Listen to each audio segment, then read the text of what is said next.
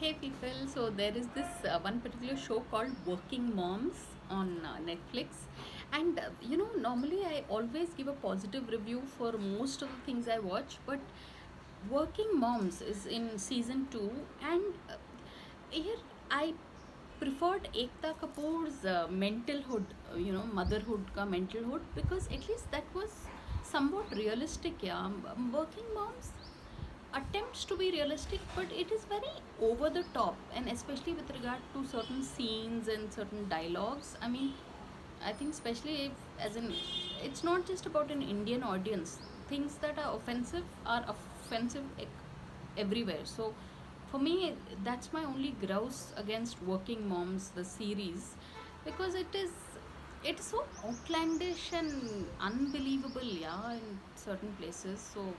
So that's what my I've often been told that I only give positive reviews for different shows and all, but Working Moms is a one particular series that you can't bring yourself to watch the entire thing, simply since it goes beyond imagination, so anyway, people, you all can catch the show on Netflix, and that's what it's season 2 has just been released. So on that note, thanks for watching, and please subscribe.